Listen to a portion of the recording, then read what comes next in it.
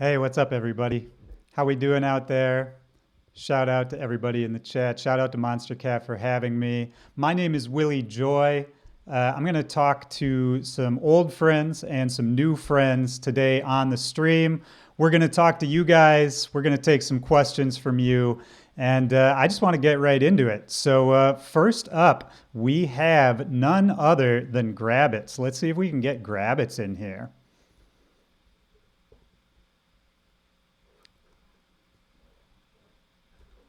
You should be joining any second. Sir, Nick, you there? Oh shit. What's Yo, up, I, man? I was just pulling up the actual website to see what was happening because I was like, oh shit, I didn't hear from anybody yet. And then as soon as I did that and you popped up, then you popped up on my Oh, Zoom it's screen. cosmic, man. It was meant to be. That to be, dude. Yo, what's up, man? Good to meet you, It's great dude. to meet you too, man. How are you? I'm doing great, as good as I can be, man. Yeah, I mean that's I think any of us can ask for in the current climate. You actually look like you're on what planet is that? I was just somewhere far away. It's just to look down at Earth. Yeah, That's it's where I not a choose bad to be. place to be right now. That's what I'm saying. Well, hey, man, first of all, it's great to meet you. Thanks for being with us, doing this, joining us.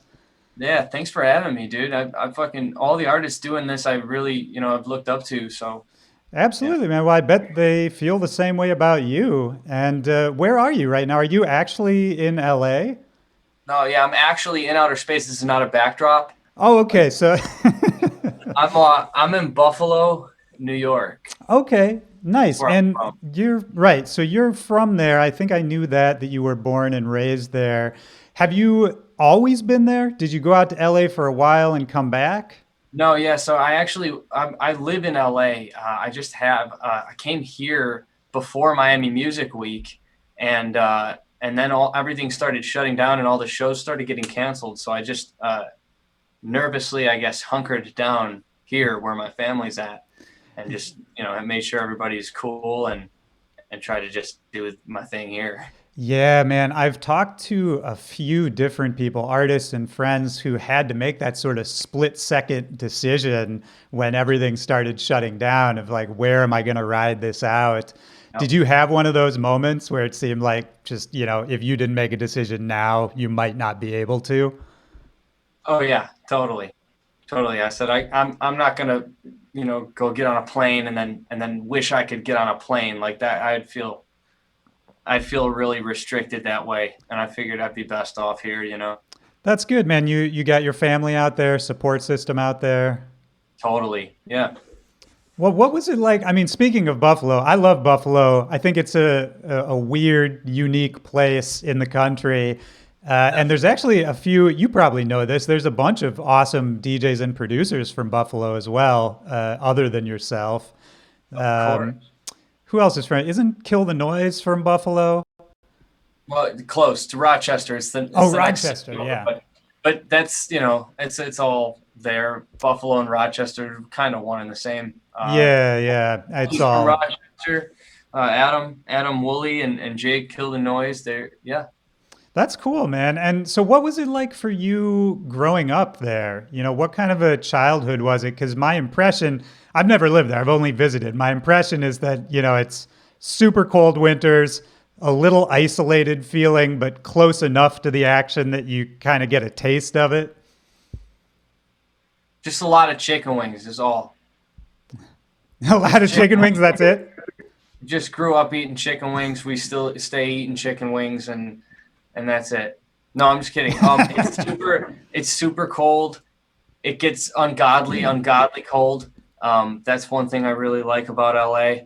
And then fucking we I don't know, man. There's always a lot of camaraderie in Buffalo. That's the one thing I've noticed is that everyone kind of pushes each other up, and I don't ever feel any kind of like suppressive attitudes or anyone trying to bring you down here. It's like it's weird. It's a major city. It's a large city, but it feels very small, Hmm. and everybody kind of bands up. I recently have experienced this a lot being in music for so long, and no one ever thinks you're going to do anything, and then when you're, everyone has been propelling me kind of from the beginning. I've always owed a lot to where I'm from and the people. That's really interesting. And let's talk about that for a minute because, you mentioned, starting off in music and nobody thinks you're going to make it. Nobody thinks you're going to be anything, which I think is a common theme that anyone who's tried to sort of achieve really any kind of like creative artistic goal can relate to. But so you really feel like Buffalo, the people there, they treated you differently, that you got some actual support? Because usually I think the case is your hometown doesn't support you until you leave and kind of prove it. And then you come back and you get to be the hometown hero. Yeah, well, there's always going to be, the people that hate and the people that do that kind of stuff. But to be honest, like, I don't know, I just grew up around really supportive people and supportive friends. And I don't know what it is about Buffalo, if it has anything to do with where, we're from, but everyone's really supportive. And, I mean, I don't know. I've been doing music for so long. I've been singing around town for so long. And just even when I was a real little kid. How little? When did you start? Super young, dude. Like 7 years old. I was starting on guitar. I already did the keyboard a little bit and then started just writing a bunch of songs like before 10. Before 10, really? Yeah, definitely. What kind of songs are we talking about? What do those songs sound like? Like just generally, I had a song that everyone used to request when I had my guitar out. It was called "Shut the Screen Door," Okay. and it was just like, "Shut the screen door, you know that I'll be waiting for you right when you get out." It was just all like just folky, poppy kind of stuff on an acoustic guitar. But I mean, if a 7-year-old sang that to me, I would be blown away. That's for a 7-year-old, that's pretty impressive. That was one of my greatest hits. That was one of my greatest hits. That'll definitely be on the greatest hits album. Yeah. Well, what did your parents think of it, man? Like, of course, parents want to encourage kids, encourage their interests, but it sounds like your interest was maybe a little more noticeably serious than, Totally. yeah. They knew since I was really young. My parents are like the best people on the planet. My mom's no longer with us, rest her soul. But, Sorry to hear that. Yeah, appreciate it. But my parents are the best people, the best people on earth. And they definitely knew from a young age. I was singing so young, dude. I was singing before I was even talking. And they always did their best to just make sure that I was supported in that, I want to try this instrument or that instrument. There was never a fight. All support. That's interesting, man. And so, moving forward, I assume, you just kept singing. Did you start with the guitar? Was that like your main instrument at first? Yeah, totally. Guitar and I feel like I even sing better when I'm playing acoustic guitar because it's just so ingrained. The pathways are just so ingrained since I was so young. That's really interesting. So you always learned it together. You were always singing and playing guitar at the same time. That's Totally. really interesting too. I think that's a unique thing about you, man, because most people, it's like you have to learn how to coordinate one and the other, right? Yeah. Huh. I feel like over the years, the disconnect started happening. The more I started making music on a computer, is the more some of the disconnect started happening. It wasn't until recently, actually, where I was like, oh shit, I don't ever just pick up the guitar and play how I used to, because I'm always producing things out. And I'm like, I recently started getting back into that, and it's crazy how much faster the songwriting process has been for me. Just it's second nature. It's weird. Man, yeah, there's so much. I talk to a lot of people about that idea of trying to go back to sort of that pure state that we all started off in when we were kids, when you didn't have a lot of tools, you didn't really have a lot of know-how, but no one had imposed any rules on you yet, right? And so you were kind of just free. It's like there's no influence whatsoever. And I think the only time you can have that is when you're a kid. And it's cool to hear you've kind of been able to access that a little bit and get some of that back, man. You got to keep a little of the kiddiness, man. You got to keep the kid in you alive. It's the only way you'll ever aspire to things that don't really seem realistic, I guess. Yeah, it's absolutely right, man. And even to take it back to what you said earlier, there's always going to be those people who don't believe in you and tell you it can't be done, that sort of thing, right? And I think you're absolutely right, is the only way to sort of beat that back is to be that stubborn kid and just say, nah, I'm going to do what I want. There you go. You got to try not to engage with the negative stuff. It's only gonna hurt. It's just pointless. It's wasted energy, you know. Absolutely right, man. But I'm curious how you're able to sort of avoid it because what you just said is, of course, true. And I don't think anyone's going to argue with you. But in today's climate, especially for an artist, you know, you've got a sizable social media following. There's always going to be people saying some crazy stuff on there. You can look at it and compare yourself to other artists and, you know, see if you're doing better or worse. There's all these things that sort of force us to judge ourselves, right? Sure. What's your relationship to social media and how have you kind of put it in a healthy place for your life? I mean, it's such a big part of this game, as far as getting your music out there and getting people to kind of pay attention to you. So I try and just, get better at it every day. When it comes to, I'm always just running wild, doing shit. And sometimes I gotta reel myself in to go, I should be recording this. I should be letting people into this. This is like a fun moment, or this is a funny joke, or this is a funny video. Yeah. So you got to just be conscious of it. But, if you go down too deep, I try not to like use it too much. I try and dedicate a certain amount of time to actually browse the applications, rather than provide content to the applications. So Right, right. a little bit of browsing, and I try and keep in mind that everyone's browsing all the time. So it's like I got to do my part to keep content and keep stuff on there rather than just be a consumer. Sure, yeah, I think you got to have both sides. I think that's really important, but I think it's also easy to feel that pressure, right? I personally, and people who know me know I talk about this all the time. I get stressed out by social media pretty easily, and it's taken me a long time to figure out how to work with it in my own career and how to have a healthy relationship with it. And, so I'm curious for you, like, does that pressure get to you, or have you managed to sort of channel it into just a productive way of, I'm just having a good time, so I'll just put it on live or whatever it is? It definitely gets to me. The constant need to be there gets to me because 3 days could go by. If I don't post anything, I could still be in a great mindset, but nobody knows I exist for those 3 days. Which It's is so funny you say that, man, because that's the mindset, right? Is that if I don't post something, I don't exist. Like how not today. crazy, how crazy of a thought is that? But that's such a common thought, right? Sure. I mean, it has its pressures. It's an added aspect to this whole thing that everyone should consider. But it's only there to help us. So we just you just look at it for what it is. A lot of people like to just be, asses on Twitter, and you could get away with funnier stuff and edgier stuff and Instagram and all that. I just think it's there to help us. It's there to get us out there.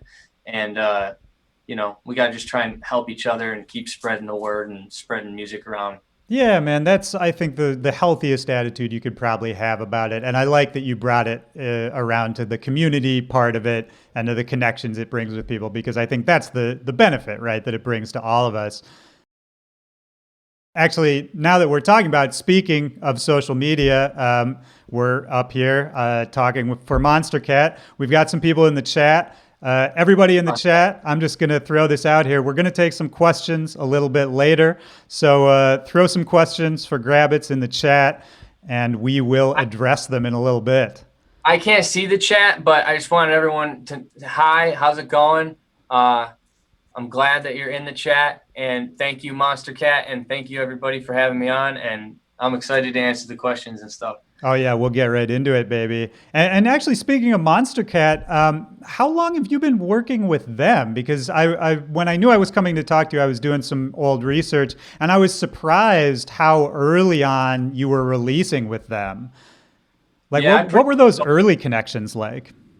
I mean, my first like real music that ever made an impact was Monstercat. I owe a lot to them and the team over there that actually originally believed in me after just discovering me on the internet somewhere.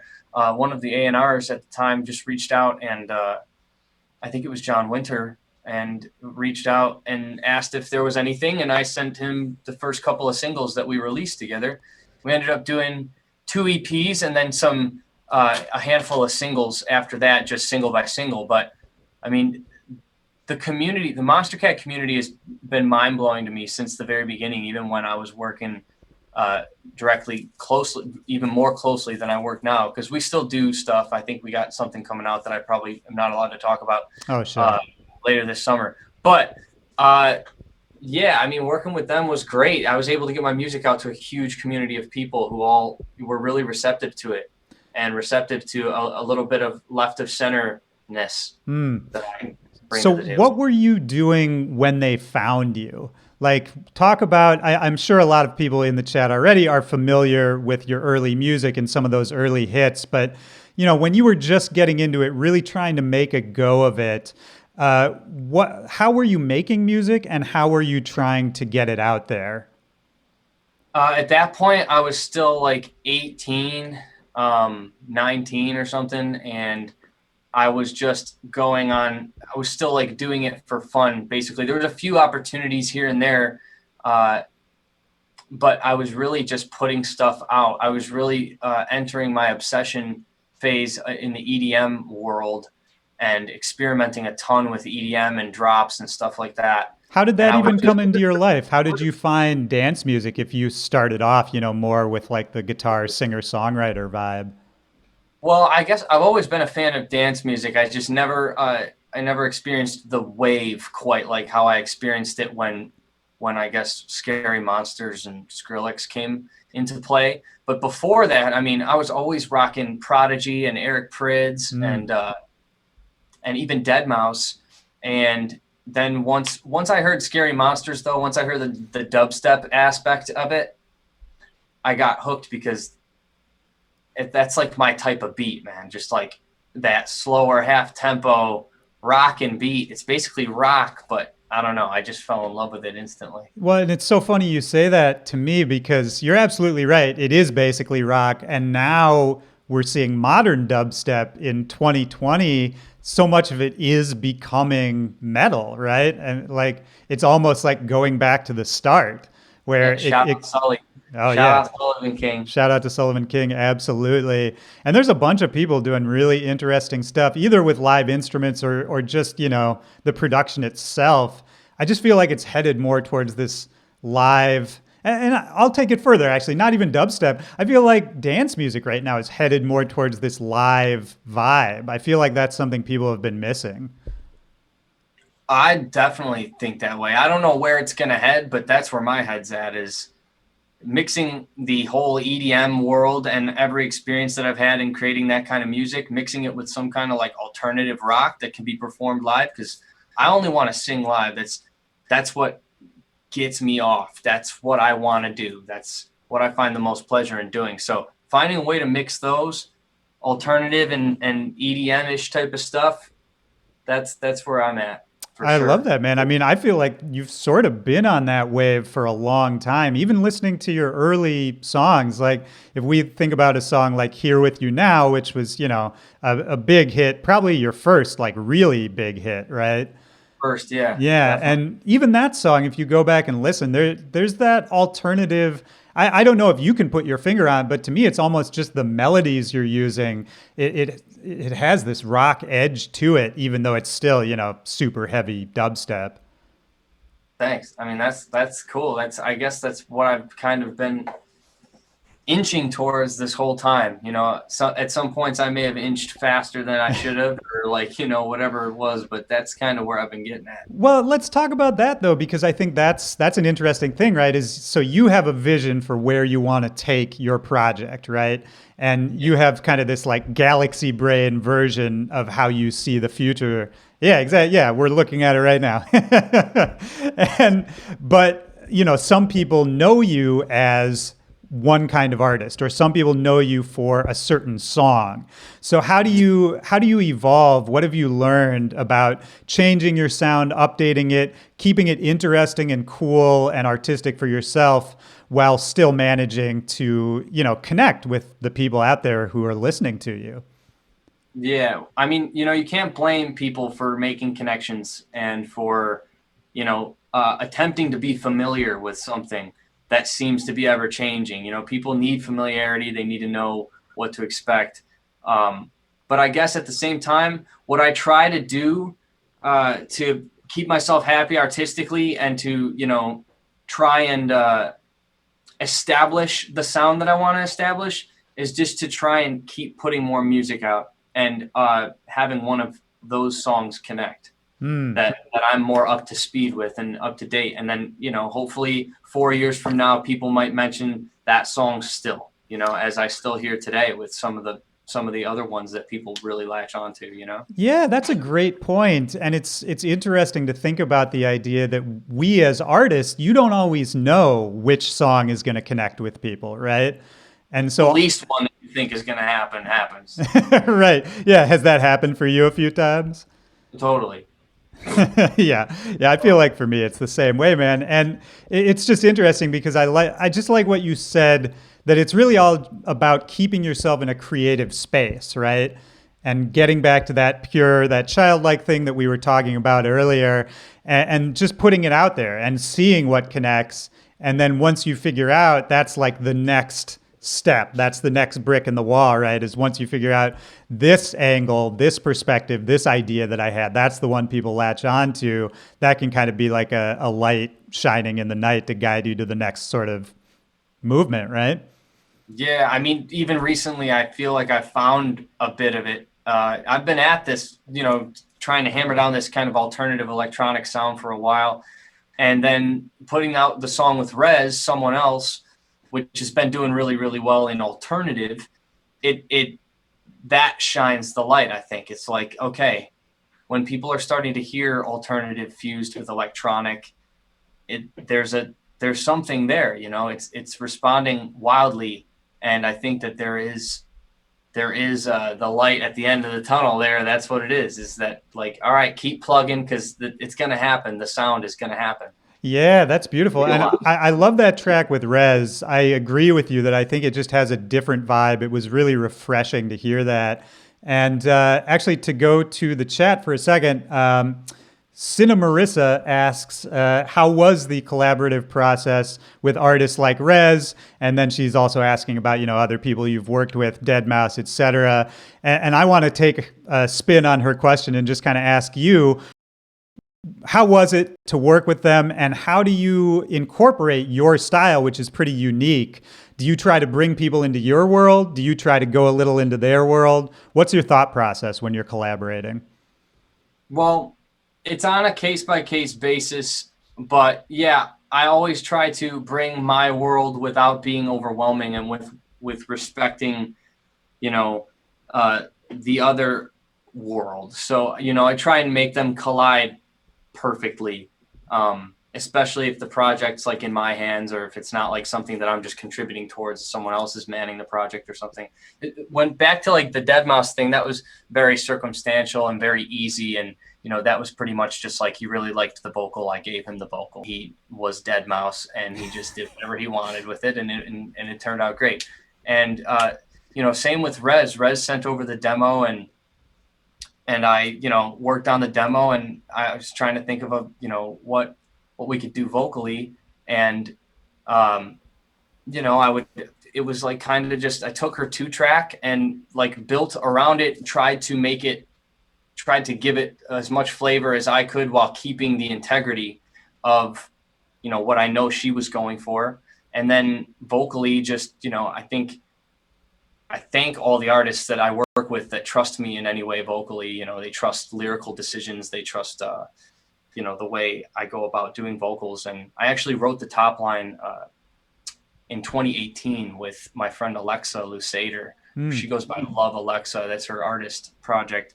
But we wrote the song just on piano. And then after I was working on the Rez song for a little while, it came to mind, and I started humming it. And I was like, this could fit really well.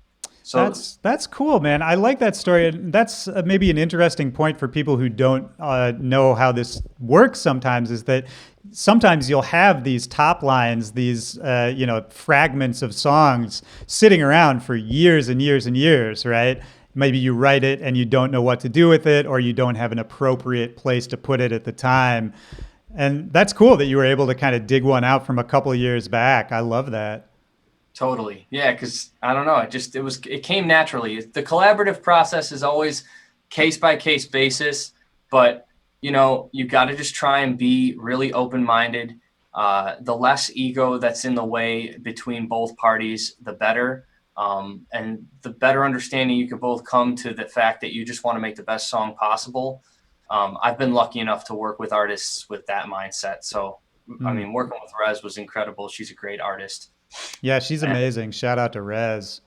yeah. And this actually tails nicely into another comment from the chat. Hannah R. Lewis asks, have you ever experienced artist block, writer's block? And if so, how do you overcome it? What do you do to deal with it? I guess very briefly, almost recently, I have thought I fell into writer's block. I always went my whole life thinking that I was impervious to it because I usually never found myself in like slumps or I couldn't write for weeks or anything like that. But couple days, if you're feeling it, if you're not feeling the creative juices, couple days and you're like, wow, I'm really out of it, I would just let it happen and not try and force. Um, I think forcing is the worst thing. I Yeah. think if anything, play, bring yourself back to playing. Tinker with noises. Don't have an objective. Tinker with things. Play around. Maybe drop the music thing altogether for a few days. Do something else. You got to just kind of embrace when that's happening. And I think that the most creative inspiration will come back and you'll kick back in again when you least expect it and you just stumble upon something that tickles your ear in the right way.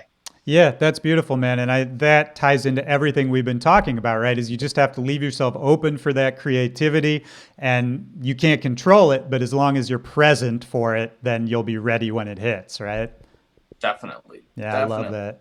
And that actually, yet again, perfect chat question from Fit LT Bardock. He's asking, what are all, that's a great name, by the way. The What, LT Paradox. Fit LT Bardock, shout out to you. What are all the instruments that you play? And I would say, based on what we've been talking about, is that something that you do when you get that writer's block? Is just go back to just playing the instruments? Totally. Totally. The computer screen is intimidating to me sometimes because it's endless possibilities. So opening up a blank session in Ableton is like, you can definitely get stage fright there if you're not feeling real creative. I play the guitar, I play the piano, I obviously sing. Um, I can keep a beat on the drums, but drums I would not say I play. Mm. But yeah, guitar and piano is my main thing. Those skills can kind of translate over to other cool instruments too. Like, if I ever get my hand on like a stringed instrument, like an electric cello, I have one of those electric cellos from Yamaha that it translates a little bit and I can squeak some sounds out, but definitely would like to become better at that. Yeah, well, hey man, you might have some extra time right now for a little bit to pick something up. Right. How has your quarantine been? How's your experience? How are you in this time? And maybe we can kind of wrap it up talking about how this time, COVID-19, affecting the entire world right now. How is it affecting you as an artist? How is it affecting your process, your songwriting, your mindset, whatever that brings to mind for you? I've been good for the most part. Honestly, I haven't been uh, struck by any tragedy that a lot of people, unfortunately are dealing with right now. The main thing for me is just shifting what I had to do and shifting plans and then trying to find a new familiarity in the work that I have to do. So I could say a lot of good things have happened, honestly, like in that focus shift, Right. a lot of good things have happened. Like, okay, having to stockpile up songs, songs that aren't for grabbits, having to write more and put out pitches for just demos and stuff like that. Like it's increased the songwriting volume. And then getting into a few nice little routines of like Zoom sessions and stuff. I think the output has been really good for That's me, good, especially. man. Actually, in the chat again, Blue Ace 05 is asking, are you going to do another live set during the lockdown? And maybe we can just wrap it up by talking about, what you've been doing, to connect with people, to connect with your fans during this time. I try and do a live stream every Monday night. That's where the gang usually unites. That's where the loyal fans come together, and we have chats and we play some unreleased music and we talk some shit. And then I definitely would consider doing another set. I didn't want to really rinse out and do the DJ sets a whole bunch, because eventually I'm kind of trying to get to where I could do a bit more of a live performance. But we've got cool acoustic performances coming up, like remotely. And I try and get on and chat with people on Twitter and Instagram as much as I can. My DMs are always popping, so I'll say what's up to fans there. And anyone watching right now, you can hit me with a DM no matter what. I appreciate your support all the time. I love that, man. That's what it's all about. Well, thanks for talking with me, man. I feel like I could talk to you for a lot longer, but we got my man Flostradamus coming in here. My God. If you want to say hi, you're welcome to stick around for a couple minutes. I'm just going to get him in the room here. Yeah, sure. I'll say what's up and then I'll take off. All right, cool. Let's do this. Let's see if I can do this right here. And thank you. Yeah, thank you, man. It's great to talk to you. Kurt. Oh, he's connecting. Yo, I'm on. Yo, Kurt, what up, buddy? Floss, my name's Grabbits, dude. I just want to say what's up. Been looking up to you for a really long time, and I just wanted to introduce myself and say hi. Pleasure to meet you, man. How you doing? I'm good, man. Yo, y'all have a great interview. Fucking thank you very much, dude. Yo, thank you, Nick. Great to talk to you, man. Floss, dude. See ya. All right, take care, man. Are we live? Yes, sir. We are live. What up? What up, buddy? How are you? I'm well. I'm hanging out here in LA. It's a beautiful day. I was in my garden. Yeah, I can see the clouds behind you there. It looks pretty nice. It's just a beautiful day here. I mean, I have my windows open. Okay. Oh, man. Everybody's stunting on me with these custom backgrounds. I was going to load up a video, but I had this one ready to go. Oh, no, this is too perfect, man. Too perfect. But yeah, man, we are live here on Monstercat. Shout out to everybody in the chat. Just so you guys know, later on, we're going to take some questions. So if while we're talking, we say something that kind of sparks your brain a little bit, feel free to put a question in the chat and we will get to it in a little bit here. Dope. Yes, sir. Kurt, it's great to see you, buddy. It's always great to see you. Likewise. How are you? How is your quarantine going? It's going well. It's like I was going to spin off of you. It is great to see you. We chat all the time, but it's kind of cool to do it on a public forum in front of the world. So absolutely, man. Scheduled friendship. That's what I call it. That's what it is. It's kind of what we're all doing right now in this quarantine. These little like meetups, and I've been staying alone here in this quarantine. It's been good, but it feels good to do these interactions, even though it's not fully real life. It's always nice to just catch up with good old friends and. Absolutely, man. And yeah, I've thought of you a few times because, you and other people, there's a lot of people who are doing it solo. And I think that's got to be real tough, even for like the most introverted person. And you're not the most introverted person, but even for somebody like me, who is like the most introverted person, after a while, man, it really starts to chafe, you know?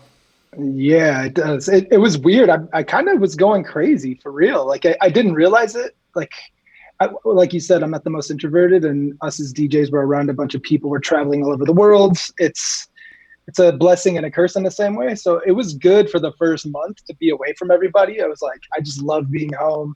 I didn't get to talk to anybody. It was just nice. And then after a while, I started to go crazy because I was out of my habitual, just seeing everybody and entertaining. And so after a while, it got a little old, but. Yeah. Is it still old? Because it might be going on for a while here. Yes and no. Like I've been meeting up with people here and there, like on some low key things. Yeah. Definitely distanced, but yeah, I've been actually seeing a few people, which is good. And it's weird. I don't know how to interact with people in real life right now. It's kind of a weird thing at first. I don't know Man. how to explain it, but it's like then is it in, what is it, Talladega Nights, where he doesn't know what to do with his hands. It's like I kind of feel like that. I'm just like, Yeah. I don't know what to do when I interact with people, and especially like physical. Like usually you like give fives to people, hugs, whatever. But like, of course, you don't do that. You almost like wave or even point your elbow at them. Oh man, And do you think about that? Have you wondered about, say a year, 2 years, however long it takes for things to truly get back to normal or the new normal, whatever that's going to be? Do you think about what's going to be changed permanently? Like, are people of our generation just always going to be weird about shaking hands from now on? Like, are it's our gonna grandkids going to be like, oh, Grandpa Kurt, he just doesn't shake hands? maybe, yeah. I don't even know. Like, I think that there will be some sort of social change with all of us. Like, I really do think it's going to take a little bit of time for us to get comfortable again. Like, this is definitely pushing us out of our comfort zone. But like, I am kind of like a hugger or like some sort of like, I don't know, just show love IRL. So that's going to be a little weird when I see people. I think it is going to change us for at least a couple of years. Maybe we'll forget about it, but who Yeah, knows? yeah, we'll see, man. It'd be interesting. And to take this back to you, do you have any thoughts about how this is going to change the artist community, the DJs, the producers, the performers? Because obviously right now everybody is sort of scrambling to figure out exactly what we're doing right now, which is live streaming and these interesting performances. You can see it's evolving so fast and people keep trying to add more and more ideas. I know you've been doing some of that, which I want to talk about in a minute. But before we even get there, I think you might have an interesting perspective on this, because before all of this happened, you weren't on tour and you had already, I don't know if everybody knows this, but you had sort of set this year aside to be off the road and not be touring. Yeah. And Yeah. so, what's your experience there? Maybe let's take it even one step back. I know I'm all over the place, but talk about No, what brought you to that decision to, take a step back from touring. And then we'll get yeah. into sort of how how this has affected you with that mindset. Yeah, I definitely needed a break. I had been on the road for a long time. Like I've been doing floss since 2005, and I've been touring for a huge chunk of that. And especially in the past few years, I moved from New York to LA, and I was in the middle of touring and a lot of just different life things. And it got to a point where I was living on the road and I just didn't feel like I was human. Like I didn't feel like me. Like I felt the most disconnected I've ever felt from who Kurt is. My real name's Kurt. People that don't know.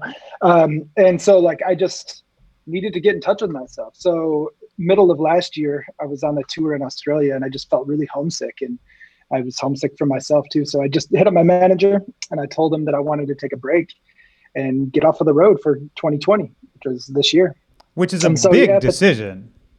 oh yeah, definitely. Yeah. Like, I mean, in this industry, any sort of industry these days, like things just move so fast. So if I took this year off, who knows what would happen when 2021 comes around? Like, yeah, I would probably have a few bookings, things like that. But during that interim of not touring and being in people's faces, you can fade away. And So just I, not to cut you off, but no, Grabbits, who I was just talking to before I'm talking to you, he said, we were talking about social media, and he said if he doesn't post on Instagram for 3 days, he feels like he doesn't exist. So like, to put that in perspective, that's 3 days. So then what's a year feel like? yeah, exactly. And that's kind of how it was. So to get into this break, so I started it off at the start of the year and I wasn't posting on Instagram. I didn't have these cool travel pics and show pics and things to kind of keep my feed going. And it was kind of weird. I went through a lot of like withdrawal type things, which is so weird, but I went through like the highs of the show's withdrawal. I also quit drinking coffee. I quit drinking alcohol. I quit a lot of things at that same time. So I went through all of those withdrawals, but one of them was the social media, like constant checking on social media, and that constant dopamine fix was gone kind of. I stepped away from it for a month. And that's the one thing that I've kind of been saying to people as a joke pun thing, but as well, but like, we're told to social distance right now. And of course we're on our phones like constantly, or some sort of way to connect with the internet. But I did this thing at the start of the quarantine, a little bit of social media distancing too. Okay. And I tried to step away from that a little bit during this time, and it's weird. I'm sure people can attest to this, but we read about things, we hear about things, we buy into any conspiracies of what's going on, and that can make us depressed or whatever. So there's that going on. But on top of that, just to get away from the social media side of things, the distraction, and just be with your friends, your family, if they're at your house, or just do what we're doing, like communicate with just old friends one-on-one. I've been finding more pleasure or whatever in this, like actually talking to people, than like getting this false sense of who I am through social media. Yeah. So, yeah. Well, that's beautiful, man. And it's interesting because I think that actually leads pretty well into what I was about to ask you next, which is that in this quarantine time, you've actually sort of come back to performing in maybe a way that you didn't expect, right? And but again, I think it's in a very different mindset. And I'm wondering, you just did a 420 fest, a virtual live fest. And I was watching some of that on stream, and I love the whole thing, the aesthetic of it. For people looking at the Windows 95 in the background there, they get the idea. But talk a little bit about coming back to performing in quarantine. Did you look at it differently than sort of obviously you're at home, you're not on tour, so probably a lot of the stress of just traveling and not having a routine is gone. How was it for you coming back to performing sort of unexpectedly? Yeah, wow.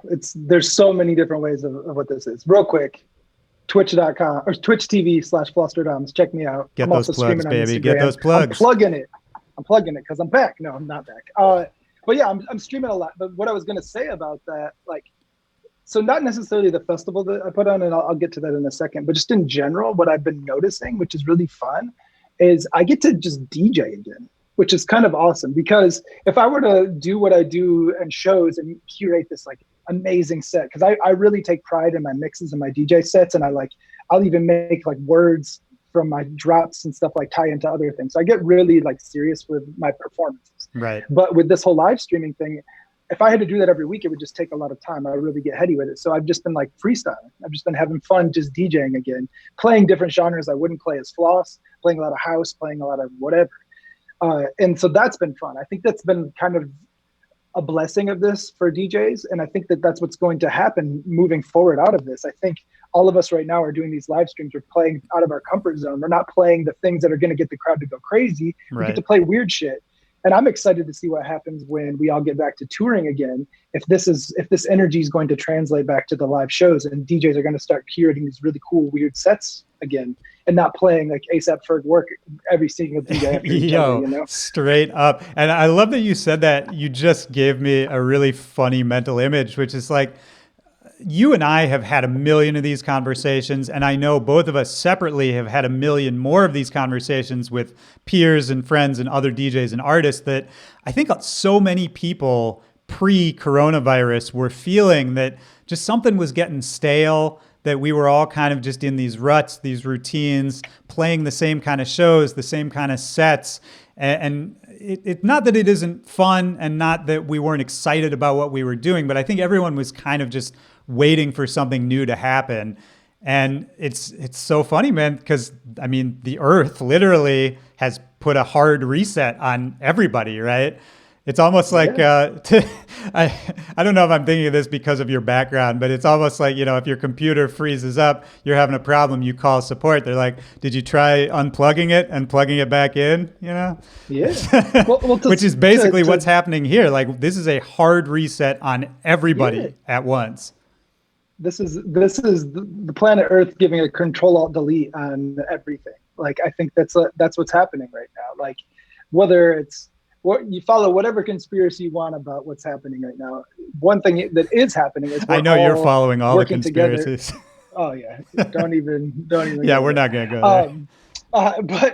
But that's what's happening right now. Everybody right now is doing something different. We're being forced to do something different, and I really think that is how a lot of change happens. I've heard of studies before where people went the same way to work every day for 20 years, and then something happens where their train shuts down that they took to work, and they had to find a different way to work, and they found out that is the better way. So I feel this is what's happening. We've been doing a certain path for so long, and now we're forced to do something different.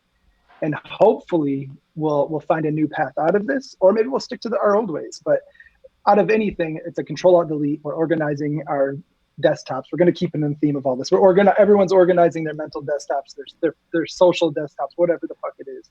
And we're going to come out of this, I feel, in a better way. Like, at least I'm staying optimistic. I really hope that when this is all done, there's going to be a lot more appreciation for each other. There's going to be a lot more just better. There's going to be better things coming out of this. I'm hoping. And Absolutely. I'm sure the people watching, it's in your hands as well. You guys can change as well. And all of us together can try to find some sort of way to lead a positive life from this. Absolutely, man. And I think, one positive thing for you is sort of what we've been talking about, is that you've sort of found a way back to something that was stressing you out before, right? Which is sort of performing and connecting with people. And now you have this new avenue to do it. You can do it with all brand new rules. There's no limitations on it. With that in mind, talk about the 420 Fest live stream that you put together and kind of how you conceptualized that. It just made me smile, man, when I was watching, because I could see all the wheels in your head. I was like, I know where this comes from. Yeah, I mean, thank you for that. But it was super fun. Like we had 10 days pretty much. Like I usually do a 420 Fest every year. It's a weed holiday, if you guys don't know. And I do a 420 Fest. Never heard of it. Yeah, it's April 20th. It's a weird it's a date. But anyway, I do it every year usually. And this year I was taking a year off. Usually I do it at Red Rocks, or I'll do like a tour with it around it. It'll either be one big show or a tour. And it's called Hoodie Fest, HDY Fest. And so, yeah, I wasn't going to do it this year. I took a year off. The plan was to not do it. And then people had reached out to maybe do some sort of streaming, things like that. And finally I was like, let's just do it. I talked to my manager. I was like, let's just try it. And so we had 10 days. I teamed up with my friends at L7 Touring. They have this live stream setup that they've been working on. And we just like started concepting ideas. We were like, let's try to do a live Zoom call where we can have fans come in and have a dance party with us. And so we added that to it. And we added a lot of just like actual live performances at this facility that they built. But then we also like Skyped in and brought other people in and some of my favorite DJs in, and tried to curate not necessarily a DJ set, because that's what everyone's doing now, these live DJ streams. I wanted the DJs who have normally done streams to do something out of the box that they normally wouldn't. Maybe make a beat in front of it, or do a funny routine, as well as have skits and make it more of a show. Right. And things went really well. And a lot of people have been wanting to do it again. And I think we're going to be doing one at the end of this month. I think around Memorial Day, we're going to do a second Hoodie Fest on Twitch TV/Flostradamus. And we're going to bring in more DJs and make it more of a variety show. Make it something that isn't just DJ after DJ after DJ, because I think that format is going to change with this new platform that we have. That's cool, man. And I love hearing like the excitement in your voice talking about it. I love, because we go way back, I know that you're a creative person, not just musically, but, visually, just conceptually. You always sort of like to put your own flip on these ideas. And it makes me think about, this is just something I wanted to talk about because I was feeling nostalgic, but the really early days of Floss, if we take it all the way back to some of the tiny venues you used to play right at the start, and some of the crazy scenes that used to happen around there, and then just some of the like wild ideas you guys were doing even at that time. Like, if I just say that, does anything pop into your head? I mean, we did so many wild things. Like we used to do a dance party in Chicago at this place called Abbey Pub. And I guess to take that a step back, we always just everything in Floss, or even at least how I look at this, is like, I just try to do things a little different from the normal. And so at that time, people were doing parties in Chicago, but we wanted to do one at this like rock venue. So we chose this rock venue. And instead of putting the DJ booth on the stage, we put the DJ booth in the center of the dance floor. So the party happens around us. So we were right in the middle. Everyone's dancing around us. And for the 420 festival, we at Abbey Pub back in 2008, whatever it was. Uh, Me and these dudes, Thunder Horse, we built this giant UFO that was above us. And so we had, and you DJ'd that, bro. Not only did I not only did I DJ that, I helped them string up that giant UFO. And the whole time I was DJing under it, I was like, I'm going to die. This thing is going to fall on me at any second. That literally, I can transport myself back there immediately with that thought. That's so crazy. I remember you did that. It was you, me, and Thunder Horse. And I think that, I don't even think Josh was there, but we were all stringing this giant UFO up over the stage. And it was like made out of like 2x4s and styrofoam we got at Home Depot. And it was weird. I even remember that we had like a strobe light in it that we had to flip a like power switch next to us. There was just like a lot of, but that's what we did. We did everything DIY, and at least how I've approached this career, I still do everything DIY. When I do these live streams on Instagram, I found a way to hack my computer to stream live to Instagram, and I'm like doing all this weird stuff. I just love doing that. Like aside from the music, like the music is part of what Flostradamus is, but people don't realize that the merch I design and to all the way down to like curating these weird little Instagram things and all of that. I'm like hands-on with every single thing. And to the 420 Fest we just did, I was making all of the overlays in Twitch. Like I was doing that like an hour before the stream. Like I just am super hands-on with everything. I love that, man. Yeah. I mean, I think one of the most inspirational things you've ever said that I will never forget, I think about it a lot, is a random interview clip I saw. This is way back in the day. You and Josh were being interviewed and somebody asked you something. You didn't even let him finish the sentence, but they were saying something like, what do you think as musicians about, and you just cut him off and you're like, look, man, we're not musicians. We're hackers. Like, we were, and what I took away from that was that we're not supposed to be here. We came in the side door and we look at this totally differently. And that to me was so inspirational. To take it, I don't want to cut you off, but actually I just saw in the chat, this is related. Thomas Lorenzen is asking about the old events. And he said, didn't you guys also do a Floss prom? Yes, Flostra Promise. Flostra Promise, baby. Yeah.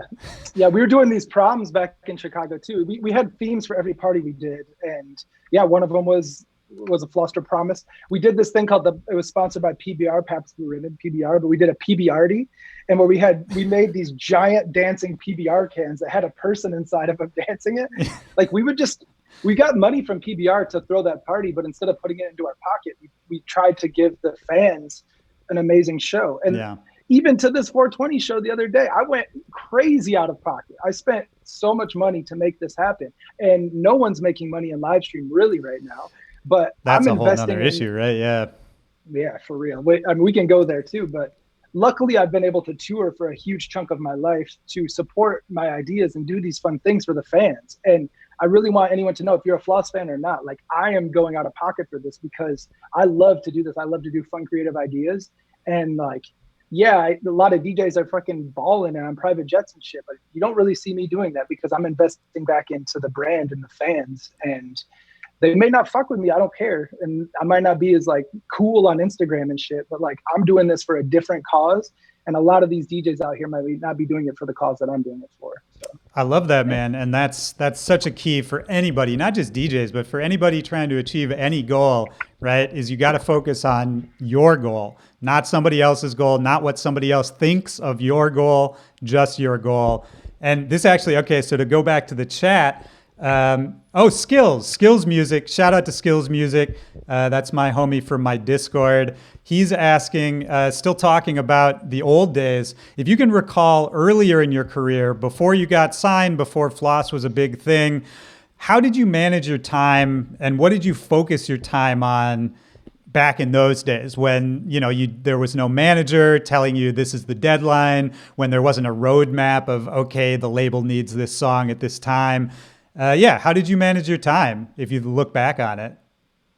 Yeah, it was just trying to do creative, fun stuff, kind of to go back on what we've been talking about. But I would do, because at the time before Floss was popping, like I was working at Whole Foods. I had a side job. So I was doing a lot of work for my job, and then I'd come home and make music or design or do fun creative things. But yeah, it was just constantly just trying to do fun, different creative things whenever I had free time. And Well, right, because yeah, music wasn't always a full-time thing, right? It never is at the right. start. Yeah, of course. Yeah. And I just, yeah, just tried to like find different outlets to like exercise my creativity, whatever that was. And even to this day, I'm still doing the same things, which is kind of weird. Like luckily I have more free time. I can use more energy to focus on my career because I have abundance of time. This is my only focus. So that is good. But to him, I don't know if he's doing this, but like if you have any free time and you choose and you love doing this, then just focus on your career, whatever that is, whatever you want to do. Like even if you want to be an MMA fighter, if you have free time and you love it, focus on it and work hard, and you can achieve whatever you envision in your head, whatever that is. If it's a cool idea or if you want to be a superstar, if you put your mind and your heart and your work ethic to it, you can make it happen. That's beautiful, man. And to bring it back to current day and the creativity you're putting into the live streams, we just got big Mike Darlington in the chat, CEO of Monstercat, and Hey, he wanted to ask, how do you think live streams could monetize, and how do you think this could be a sustainable model for artists moving forwards, maybe even after post COVID-19?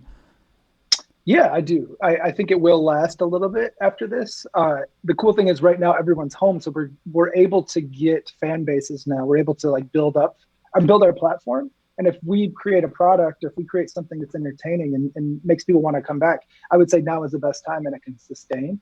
As for monetization and money and stuff, I mean, there are through Twitch and stuff, you can get tips and things like that.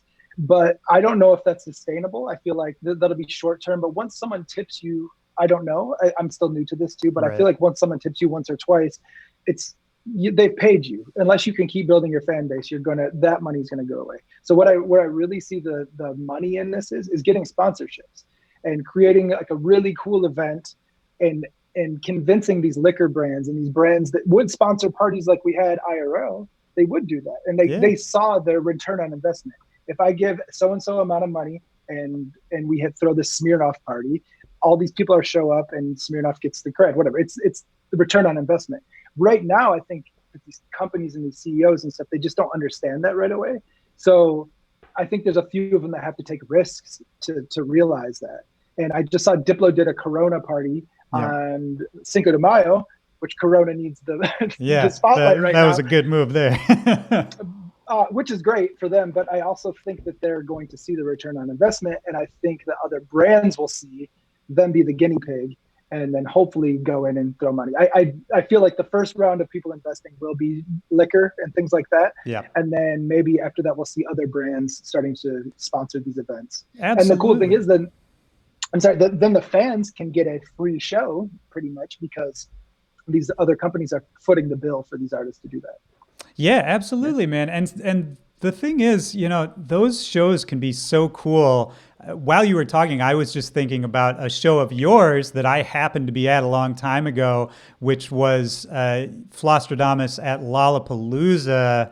I don't know, somewhere in the mid 2010s, and it was you brought out you were sponsored at the time by a liquor brand, and through that, I think that gave you the resources to bring out Chance the Rapper and Post Malone in the same Yeah. show. And I still remember I was backstage watching that show. And I mean, I can get chills just thinking about it. Like, there was something electric about that particular show that could not have happened without that sponsorship, right? Yeah, And definitely. yeah, man, it makes me think about these moments that can happen, that can only happen when sort of, someone from the outside with some resources comes in, links up with somebody creative, and both sides are kind of allowed to do their thing. Do you have any memories from that show? Yeah, and I mean that was an amazing night. It was in Chicago, where Josh and I started Flostradamus. It was headlining Lollapalooza, which is one of the biggest festivals in the world. Sold it there, Also, huh? well, no, for me to how I felt during that. That Oh was like yeah, no, seriously one it of my was a big favorite moment. shows. Yeah. It was like we had people achieve goals in their life, and whether it's running a marathon or whatever, they do all these things. But like for me, it was like I had played all of these festivals. I worked my ass off, all so and so and so, until we got to the biggest festival, one of the biggest festivals in the world that's in the city we started it at. We started this Flosstradamus in a venue that held 100 people in the same city where there's thousands of people. And then to take it to what you said with the sponsorship, we really wanted to make that moment special. And we could have paid out of pocket, which we would have, I'm sure. But the liquor company came to us and they wanted to create this moment. And instead of Josh taking that money that the liquor company gave us and just like went and bought 6 Teslas, we went and invested it into having a show that people could remember just as much as we could remember it. And we've invested back in the brand and ourselves. And I think it was worth every little bit of money that they gave us. And shout out Bud Light who sponsored that. But I just think it was really worth it. And again, for the people watching, like if you play a show and you make a couple $100, like take that money and however you can. It's just a suggestion. And that's a great point too. You know, I think people, maybe we can start wrapping it up talking about this idea is, you know, there's the perception that a fan has looking at an artist, and there's the perception that an artist has looking out at their own career, right? And so I think, you know, the like sellout and all that kind of stuff gets thrown around really easily. But I like to make that point that, you know, it is what you make of it, right? That an artist can take resources from a bigger company, from an outside entity, and it's really on them and what they do with it that determines whether it's corny or not, whether it's a sellout or not. Yeah. I mean, there's always going to be haters, and there's always going to be people looking at it with anything you do with a negative light. Even if you do it with the most sincere, from your heart place, people are going to take it however they want. Like, I'm sure I've done that with other people and I didn't know what their motives were. So I can see that way. But I've even in my younger days called people sellouts too, because I didn't understand what it is. But now that I'm on this side of it, I can really understand that it might appear as a sellout, but it's giving everyone else a moment that hopefully they'll remember. And that is priceless. And hopefully it doesn't tarnish the Floss brand, because that's how much I care about it. No, I don't think it does, man, because you've built such a strong, I mean, that's the word. You've got the craziest, strongest brand, right? Like, I don't think anything can really touch that, because it's actually interesting. We're here talking. Yeah. I just got to do it. No. It's cool that we're talking on here on Monstercat's channel, because I think the Monstercat community is sort of similar minded to like the Hoodie Nation community that you've built. It's these really passionate, dedicated people. And I mean, for you, what is, you know, that concept of like Hoodie Nation and the people who follow Flosstradamus? If you think about those people, like, who are those people? Like, do you have an idea of like the people who really connect with what you do? Yeah. And I think that the type of people are very similar to how I think. Like, they're just humble, normal people that like all different types of what the world provides. So whether that's music, they might like hip hop, they might like trance, they might like drum and bass, they might like country music. And musically, they have an open opinion about everything, but also people wise, they have an open opinion, whatever race, whatever sexual orientation. Like, it just seems like everyone is very open minded. And to me, it's this weird Fight Club kind of thing. And there's been some moments where I was checking out at the grocery store, and as I'm walking by the cashier, all of a sudden I hear, "Hey, Floss," and someone holds up the warning sign.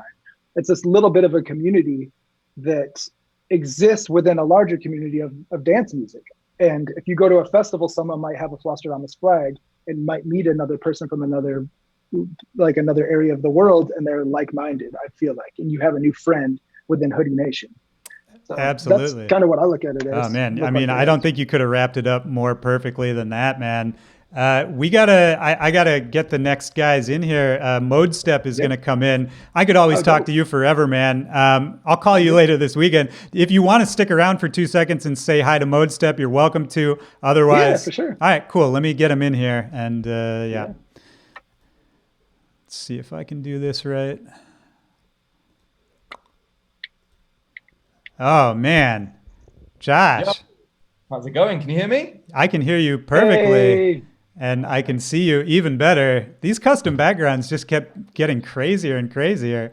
I got warned, so I had one prepared, ready to go. Josh, do you know Kurt Flosstradamus? No, how's it going, Kurt? Good to meet you, bro. What up, man? I'm familiar with your music You and you too. as a person, but nice to meet you virtually Good to under meet you, dude. quarantine. Yeah. Josh, where are you at right now? Are you in the UK? No, I'm in Los Angeles. Okay, nice. Are you based out of there now? Yes, I am. Yeah. And how long have you been there? How long have we been here? Just coming up to like a year and a half, something like that. Oh, so this is still pretty recent. Still pretty recent, and like I go back to the UK for like 3 months in the year as well. So, yeah. Well, except for now, right? Well, I was there the moment all this kicked off. Were Yeah. you So, really?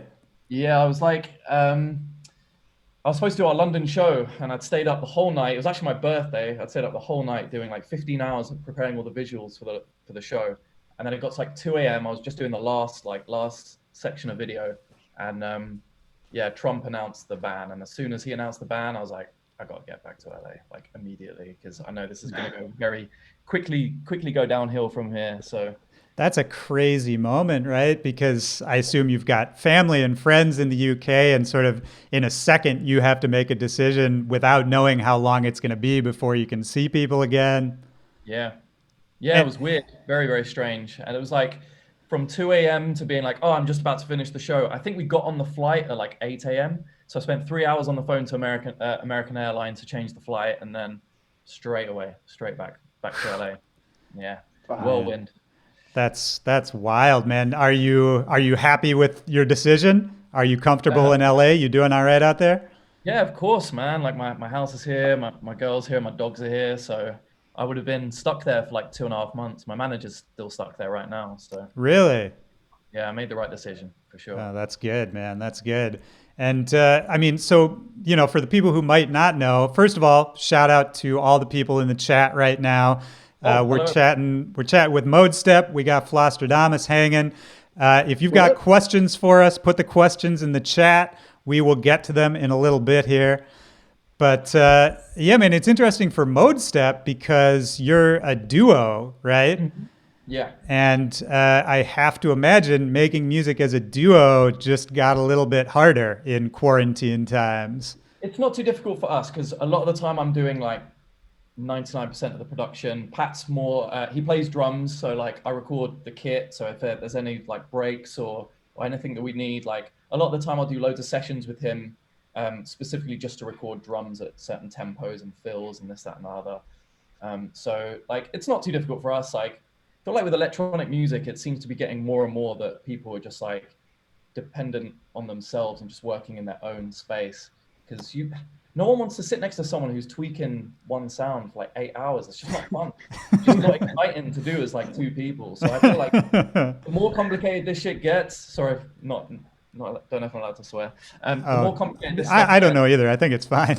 okay, all right. Yeah, the more complicated this gets, the more it kind of suits being like a one person kind of deal, or at least like sending back and forth, at least like one person in the room at one time seems to be. So you actually prefer the remote way of collaborating with people?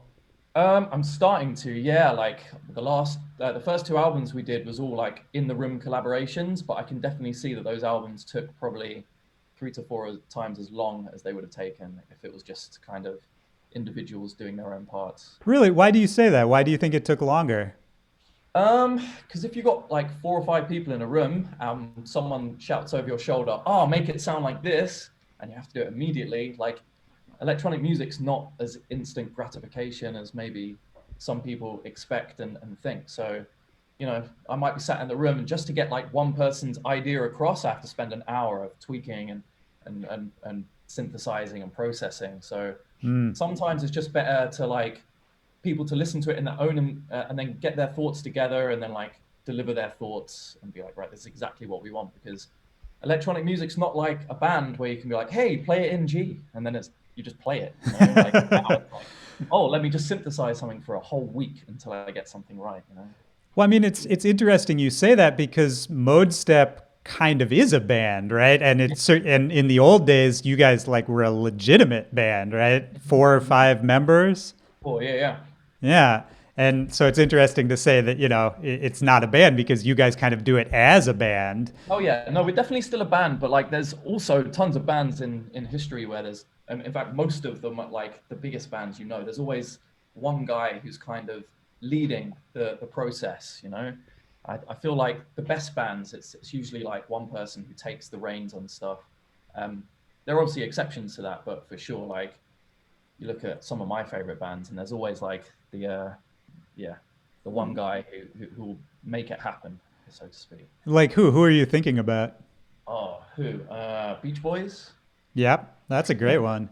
Yeah, exactly. Trying to think who else. Like even the Beatles, I think they were like more of a shared thing, but you know, there's definitely some key writers in the Beatles, you know. Is that how it evolved for Mode Step? That at the start it was a little more chaotic and everybody's ideas were flying around. Have you sort of been able to? I mean, obviously you went from a whole bunch of people down to just a duo, but is that how you were able to sort of like simplify the workflow and assign each person their position?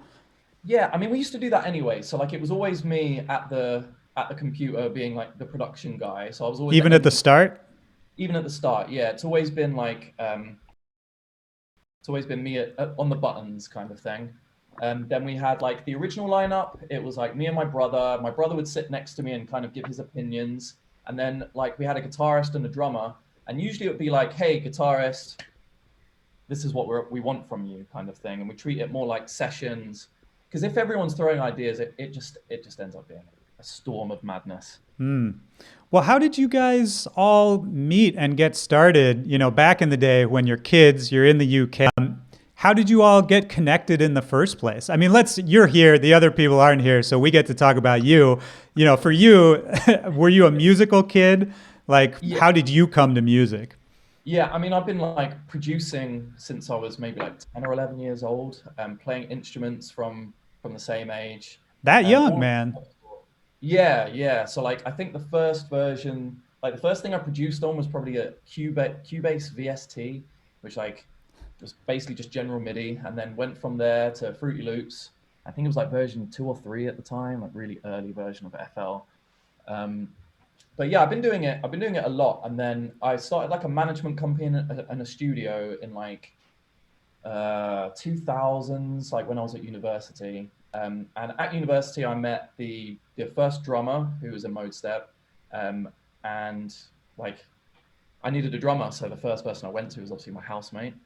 And yeah, it kind of just started. I was working at the Apple store at the time, and I was just like producing loads and loads of music. I heard dubstep for the first time. I think it was like the Fabric Live thing, Roscoe and Caspar. Well, yeah, I was going to say, I think you probably have such a different perspective on dubstep and on bass music in general, coming from the UK and sort of growing up where it started, being surrounded with it. I think so many of my favorite UK artists, there's something about, I mean, part of it, I think, is BBC Radio 1 and just growing up hearing that all around you. But there's the club culture.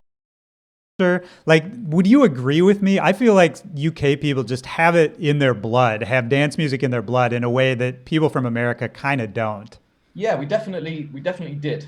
And it's sad to kind of see that over the last like 5-6 years, things have kind of gone a bit weird, because I think it was around the time that the Olympics happened in the UK that they started to close all of the venues. Like, all of them went within the space of 1 year to expand all the train stations that never ended up even being finished. I think they're even not finished now. Really?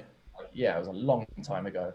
But they closed all of our favorite clubs. And then when Fabric closed, that was kind of like nail in the coffin for kind of like cultural things in the UK.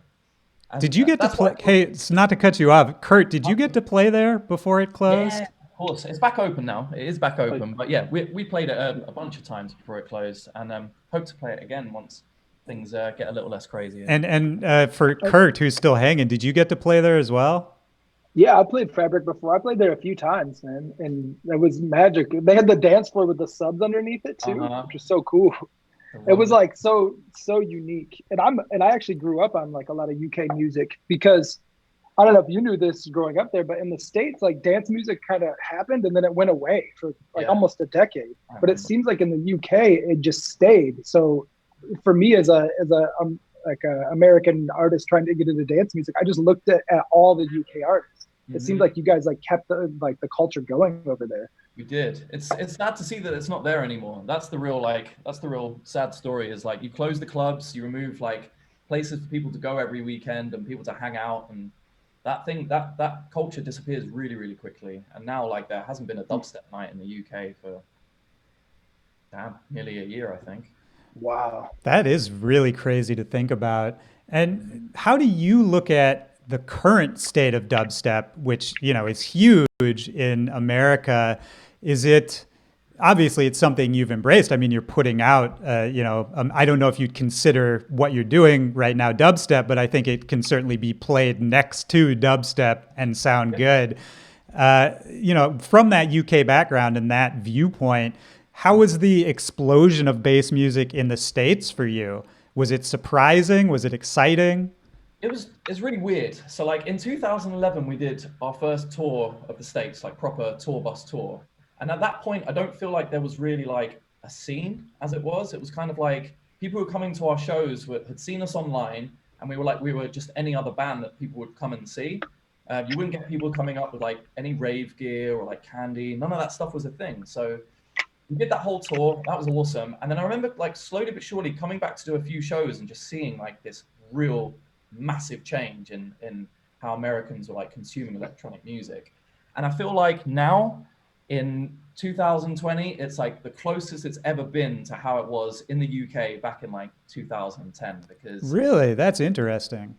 yeah, like musically, there's more producers making dubstep than I've heard in like a decade. Like there's so much talent, it's insane. And there's now like this dubplate culture of people sending tunes and sitting on tunes, and that disappeared. Like 2015, I remember looking to play dubstep in my sets, and it was like I either play stuff from 2011 or I play trap or I don't play dubstep.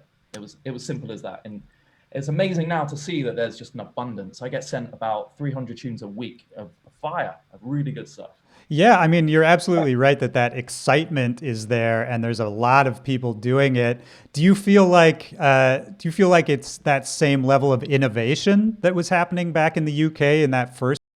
Um, it's hard to say because innovation is a term that came from like lack of skill in a weird way. Like a lot of the original stuff we were hearing was because people didn't know how to do anything else. That was just like, so I guess in that sense, it was probably more creative, but some of the stuff I've been hearing from kids these days, it's like science blended with that initial creativity, you know, it's like refined, and everyone has resources now to be able to sound design. Everyone's got a computer that can handle it. Everyone's got Serum, which didn't exist back then. Um, there's just a lot more tools. Do you think that like, because everything, like you said, everyone's, it's like science blended with music, so everything is like hitting this wall almost. It's like almost too maximal. It's too intense. Do you think things are going to dial back to that, like that OG dubstep sound, that really like burial, like chiller dubstep? Like, do you think it's going to go back to that anytime soon? There's people making that stuff for sure. So I don't think like the mainstream's necessarily going to embrace it, but I don't think that the mainstream embraced it back then either. Like you look at the stuff that they embraced in 2011, it was more like the circus records, the loud energy, party stuff. So that stuff's still being embraced, but there's definitely like a scene and a culture for that subby, more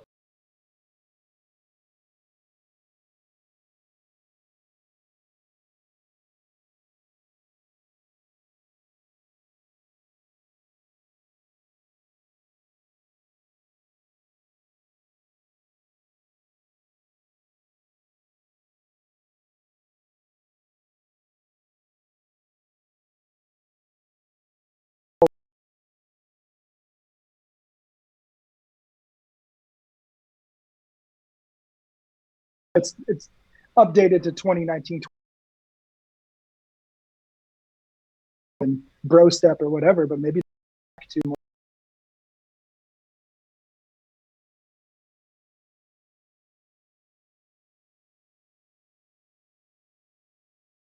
can be, but there's a whole bunch of artists making ambient sounding, and yeah, there's definitely people doing it for sure. And it's cool because in 2000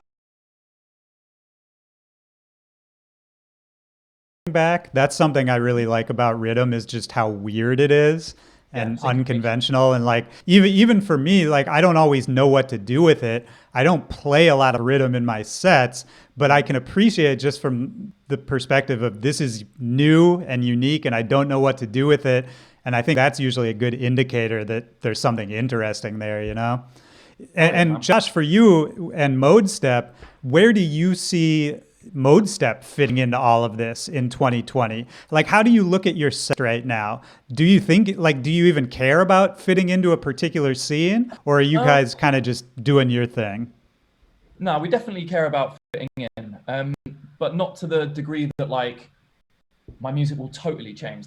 We've always been the band that like takes influences. So like we always take from like soul, rock, from like subbier stuff, from dubstep, from electro house, like take from things. So like when we moved to America a year and a half ago, I knew I had catching up to do. I knew like if I wanted to be booked to play the shows that everyone else is playing, there's like a certain level of sound design, a certain level of mix down that I needed to catch up with. I need to that level.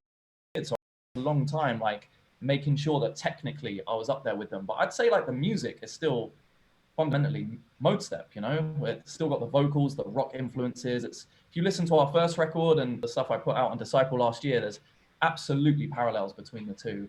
I would never just be like, fuck it, just making rhythm, you know, like that's not Right. You add modes, like even when you were first starting off, like if you take it back to that 2011 first time touring the States, did you have a vision for where you wanted to take this?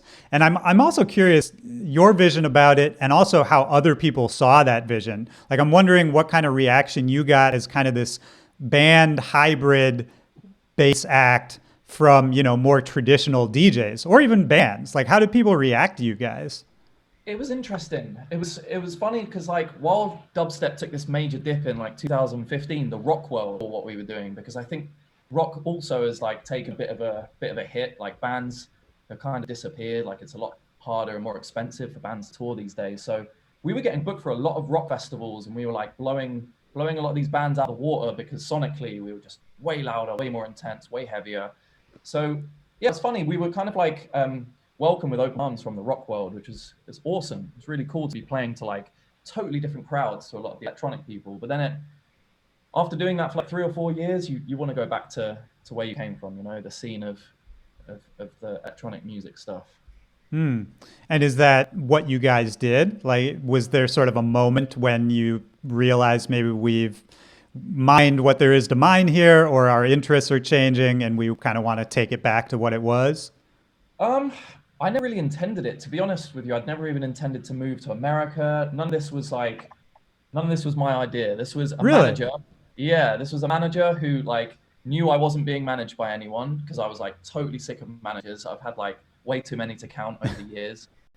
And I was just like, no, just gonna manage ourselves, just gonna do this totally like I'm just gonna do whatever it is I want to do.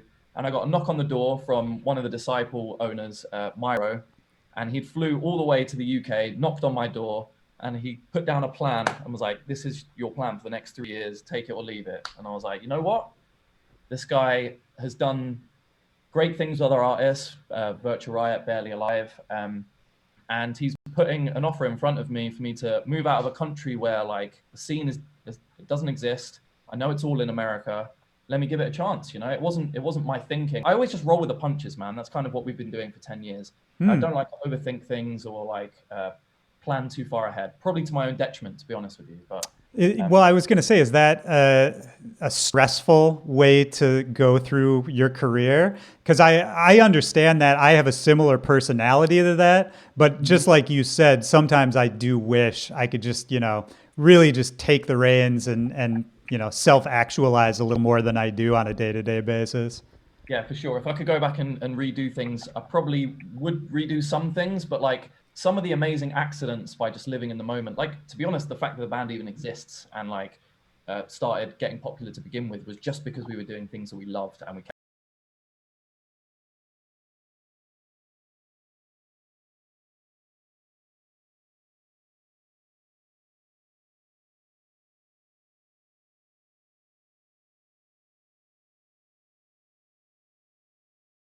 the guy that that I really have faith and trust in now.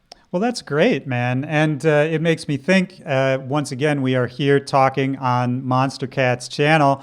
And shout out to everybody in the chat. Keep those questions.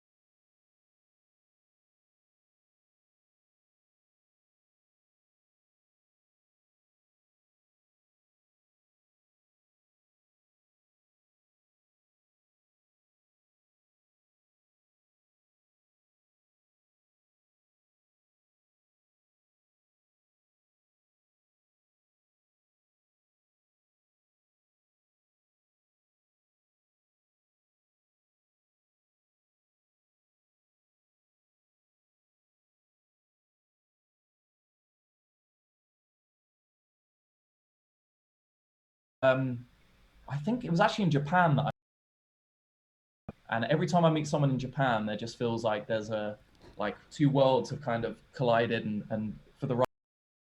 Funny you say that, because I've had a similar experience in Japan. That's actually kind of weird that you say that. Every single time I'm there, it's some amazing person I meet. I think it's because when you're in Japan, so you're a foreigner in the city, everyone kind of congregates when they're there. So like everyone who's part of the music world congregates no matter what part of the music world they're from. So you make connections. You know? Yeah, that's true. And it's such a different place, right? That you want people around who have sort of a similar perspective to you, just to kind of help you like get into it, right? Exactly. So yeah, I met someone from Monstercat in Japan. I remember hanging out till like 4 or 5 a.m. and went to go and say bye, and they gave me like the Monstercat. It was like a beaded chain thing with the little Monstercat emblem on it. And I was like, oh, this is really cool. And from then on, every time I thought of something, I was like, I need to send those guys some music. So, just one of those special moments. I love that, man. Exactly. And do you miss touring? I mean, obviously none of us can be on the road right now. What's your relationship? You've been touring for, the better part of a decade. What's your relationship to being on the road? I'm like stir crazy. It's really weird, really weird for me. This is the longest time I've had off in 10 years from doing like a few weeks back. That was like the first time in like 6 weeks DJing or doing anything like that. And oh my God, it's so nice to let go of like steam and actually do what it is that's my release, man. Like as a performing artist, that's how I express myself. It's how I get rid of it, like any anxieties. It's like everything goes out the window as soon as I'm on stage. That's all I live for and breathe for, man. So not doing it is like, it's killing me. Slowly but surely it's killing me, but I have faith that everything will be restored soon enough. Yeah, I mean, hopefully so, man. I would also love that. How have you found the live streaming to be? Were you able to sort of adapt that pretty quickly? It's how ModeStep started, It's how we all began. We had our own live streams that used to go out every Monday. And it's really how we gained our initial fan base and our popularity was these live streams. So it's cool. It's like we're going back around to kind of the so it's actually kind of a full circle thing. I didn't realize that was how you guys sort of got people to notice you in the first place. Yeah, we kind of took advantage of the fact that in 2010, 11, there was no algorithms for anything. You had no like timelines that were kind of organized for you by social media platforms. So like if you followed a Facebook group, you received every notification from that Facebook group or every whatever. So we really abused the hell out of that. And yeah, we were like doing these streams every single week. I think at its peak, there was like 300,000 people locked in every single week. That's crazy. And still to this day, people come up to me, when are you going to be doing the ModeStep radio thing again? When are you going to do it? And I guess this is like the perfect opportunity, really. So, yeah, I think you don't really have an excuse anymore. really don't. Have you been finding other ways to keep yourself sane, to keep yourself happy in this environment? Dude, it's been weird. I'm like organizing things because like obviously all my stuff from the UK has been sent over here. So I've like got boxes and boxes of things to go through and organize and fix and this, that, and the other. I keeping myself very busy with that. Trying to stay relevant on the internet. And I started yesterday Twitch streaming as well. So Oh, there you right go. on. Well, Yeah, that's something right on. for everybody out there to look out for. And to wrap it up, let's just go to the chat. Um, let's see. We covered some of these. Atomic Nitro 209 is asking, how did you start making music? And we sort of talked about the start of Mode Step, but let's take it even further back. As a kid, what was the first musical thing you remember doing? So the first musical thing I did, my uncle's actually also a producer, but he used to produce in big studios in the UK and used to record bands, like some pretty well-known bands, like and some pop acts like the Spice Girls and things like that. Oh, He did some wow. really crazy things, worked with like Pink Floyd, this, that, and the other. So he was like the head engineer of a studio that he built that was somewhere in the UK, and he invited me and my brother down to the studio for the day. And we made our first song. And I guess I must have been into music before then because I had this song written. Oh no, I remember it. I remember the first time. Okay, it was when Princess Diana died. Oh, I wow. don't know what year that was. I can't tell you what year that was. Let's look it up now. So Princess Diana death was 1997. Okay, there you I go. remember watching Elton John playing Candle in the Wind on the piano. And I had like a really janky kids keyboard sat somewhere in storage. I pulled it out, and within like 20 minutes, I'd learned the whole of Candle in the Wind on Oh, the piano. I remember wow. my mum coming in and being like, "Who taught you that?" I was like, "Just worked it out. Just listen." Oh, And that's just, for a parent. That is a crazy moment. That is a strong indicator of what your kid's going to do. exactly. So the rest is history from there, man. I got obsessed. I was one of those kids that used to just stay in until like 4 or 5 a.m. in my bedroom by myself with no friends, just making things, just making tunes. I was producing a lot of like hip hop and R&B and pop, and I just making and making and making and making. And yeah, then that then continued to education, where all I did at school was music. I'd be skipping school to go to DJ at like garage things when we were like 13. Would show up at illegal pirate radio stations to DJ, which is like big culture in the UK. Right. Well, and And then hearing you talk, man, I sort of feel like you're still that kid. That's yeah, the sense I get. yeah, I haven't grown up too much. Well, on that note, man, it's been great talking to you. I think I could keep talking to you for a long time here, but we'll keep that for part 2. Thank you for joining in. No worries. And Thanks for yeah, having me. shout out to everybody in the chat for the questions. Thank you, Willy. Nice one, mate. Hey, take care, man. And you. All right. Let's move this along to the one and only Valentino Khan. You in there? Let's see if we can. Hey, hear my each other. friend. I hear you. How are you? I'm great, buddy. How are you? I'm good. I'm trying to switch my. Oh well. This is weird. I know. Yeah. Just like we've turned into. I'm trying to use my better webcam, but it's not working right now. Oh, dude, so. I was up till late last night trying to figure that out. Isn't it funny how every DJ is now like a tech support, like customer service rep? We can curse on this thing, right? I haven't been told that we can't. Okay. Well, I didn't know shit about live streaming, and then I pretty much learned everything within like 24 hours, and now I'm weekly streaming somehow.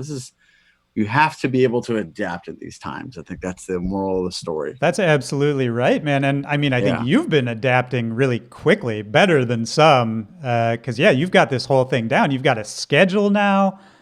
Yeah, I think it's because people are like, everything's all over the place right now. So it's been helpful for me to be able to tell people like, this is the time where I'm gonna play a set for you every week, and this is what you can expect from me. So. Yeah, but at the same time, I tried to keep every set like really different as much as possible. Like this week, I did a Cinco de Mayo set and old Motown records that I haven't played in a while. Oh, that's great, man. Some throwbacks you might appreciate. Yeah. I was just talking to Kurt Flostradamus a little earlier on today, Yeah. and he was saying that's one thing that's been really refreshing for him is that all of a sudden, all the DJs, no one has to play their regular set anymore. And people can kind of get back to, where a lot of us started, right? Which is being a DJ and having these Yeah. varied interests and being able to present it kind of any way we want to. It's been pretty awesome, man. I think there are certain records that, to be honest, I might not necessarily play out with like a live crowd, but then they really work in the live stream because, like, especially like if you're throwing in like a lot of like remixes or edits of like older popular songs and stuff, like it works. Like and it's cool to be able to, like, it's kind of hard to like go back and forth, but it's cool to be able to like read the chat and like interact with people in that way, Yeah, it's that direct connection, right? Which is Yeah. different than sort of playing a show and seeing a sea of people in front of you, which is an amazing connection too. But I agree with you. It's kind of cool to get that just person to person feeling. It's sort of taking it back to where it all started, right? Yeah, totally. I think I've compared it to, like, it's kind of like being at a festival and everyone has good cell phone service and you can read their minds. Right. Right. So like you can kind of see when the chat's going off like a little more than normal. It's kind of, I'm still having trouble kind of balancing it, but like maybe I need to get one of those like Minority Report screens in front of me. I can just like Oh swipe. yeah, I think that's definitely what you need to do. Yeah, I'm gonna invest. Yes. Yeah, that's For sure. really what we should all be doing right now is investing heavily in risky technology. Exactly. Sound financial investment. So we were talking about how in the streams you can kind of play a varied set, you can diversify. That's something I think you've always been really good at doing just in general. I think from where Valentino Con started as a project to where it is now, the amount of different sounds and ideas and styles you've been able to sort of cram into one project has been really cool. And, for you now in this quarantine time, where is your mindset at? Are you writing a lot of music? Are you thinking about music in a different way? What's that experience been like? Well, thank you, man. Yeah, I mean, it's always been more fun for me to do a little bit of everything. And I think, throughout my time, I'm sure I do have certain things that I do and certain sounds that I do that are unique to me and maybe identifiable. Maybe. Come on, buddy. You can pat yourself on the back. I mean, well, yeah, I mean, like, I probably my house records, I think people, you can kind of gather a little bit of a sound from them, maybe, but like, yeah, I've just tried to stay, unique, and I've been trying to write a lot more music. I'm definitely not taking this time as a time to just throw my hands up in the air because touring's gone and sit on my ass. Like, no, like first and foremost, I'm a producer, so I'm still working. I'm still writing new records. I'm still working on things. So I can understand for certain artists why it might be tough to be inspired during this time. But like, to me, this is like the time to like work your ass off if that's, Well, I think that's great, man. That's sort of like an athlete mentality, I think, is just Yeah. that, if one tactic isn't working, you just sort of have to switch tracks and Yeah. keep pushing. It's like if you hurt your shoulder, you still run. You know what I mean? So It's really, I literally hurt my shoulder this morning. yeah, well, I knew that, and I knew it would be a very relatable analogy for you. How did you know that? Are you watching me through my webcam? I hurt your shoulder. I came over. No. Okay, How does you hurt your shoulder? this is getting a little creepy now. Yeah. But do you Sorry. miss the road? Because you're such a road dog. You're on tour all the time, or you were up until a couple months ago. Is it weird to have all this time in front of you? It is weird. It's nice to be home and have a little bit less of a hectic schedule, but at the same time, I definitely do miss it. Like I miss interacting with people. miss interacting with people in general, like Yeah. human beings. You know, that's, Yeah. that's like I've heard of those. besides just the road. Yeah, remember those? Remember high fives? Remember those? Never again. When are they coming back? I don't know. I think we just got to do the elbow, man. That's what it's all about now. Or just like a Yeah, just yeah. a polite wave. I think, yeah. I mean, I'm not here to be any sort of I'm not a medical doctor, and I'm not here to like give any sort of like crazy predictions. But I think things will eventually get back to normal, man. I think you just gotta give it time, and I hopefully I'm not gonna get too deep into it, but like hopefully the powers that be and the people that are working on solving this problem get things back to normal, and I think they will. I think people are very, very much prisoners of the moment, and you got to be really positive about this whole situation because it's the only way. That's absolutely right, man. It's the only way we can do that. And so, okay, this will be my last question about quarantine times, and then we'll move on. But I think you bring up a good point about positivity. And I think that's something we can all, everybody, you, me, people in the chat. By the way, shout out to everybody in the chat. If you got questions for Valentino, post them. We're going to get to them a little bit later on. But on the note of positivity, what have some of the silver linings been for you of being forced into this new mode of living, this new mode of being an artist? What's been fun? What's exciting to you that you might have not have otherwise done? I'm cooking a lot more, like more than I ever have in my life, which is kind of nice. That's great. I realized I'm really good at vacuuming. I'm really good at vacuuming. Is a hidden talent? Yeah, some people have little hidden gems that are waiting to be unlocked, and using a hand vac was mine. Were you not a clean? I'm not saying you're not a clean person, but you weren't like much of a house cleaner before this. I mean, I didn't have as much time to clean my house. I would say my house, I would say, is pretty clean. In terms of like hygiene, I've always been very hygienic. I always wash my hands like constantly, and like maybe I'm trying to touch my face a little less or something. But what about your workspace? I'm not going anywhere. So what about clutter? What about a clean workspace? Does that affect how you work? Are you more effective as a writer when it's clean and just pretty? Probably a little bit. I try to not hang too much stuff in my studio room just because I don't want anything. I like to have clarity, and I don't like to have things distract me when I'm like in the zone. But yeah, I'm like I said, I'm a kind of person that I just do my best to adapt to any situation. So, I mean, is that fun for you? Is the process of adapting, is that something that you get excited about? Because I think for some people, that's like their worst fear, is like they're in a comfortable situation and something comes along and changes it without their consent, basically. Well, I think one thing that people really don't teach you when you're growing up in the world is that perspective is a really, really important and powerful thing. So you can look at that situation as really daunting and be like, oh, I'm not used to this situation. I'm uncomfortable. Or you can embrace it and look at it as a challenge and just attack it in that way. And I think having that sort of mentality about things it just changes a lot for you. And I've had that, and I've always tried to apply that to just any situation in life, whether it's music or whatever. Have you always had that kind of mindset? Like, where does that come from? If you look back, like, are there early memories as a kid or as an artist starting off where that kind of mindset really served you well?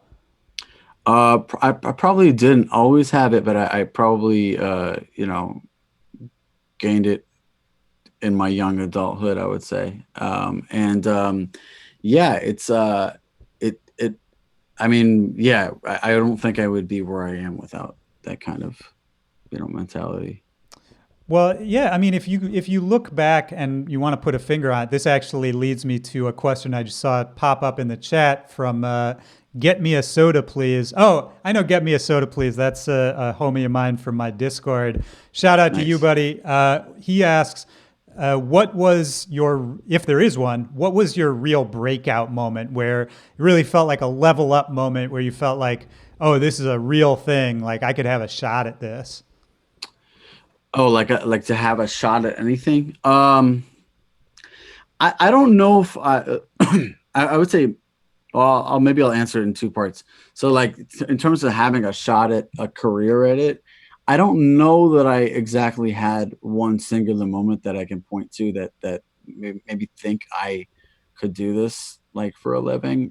To be honest, I always knew internally and had the belief in myself that I could do it. I just needed to work at it and have the right, put myself in the right positions, I should say.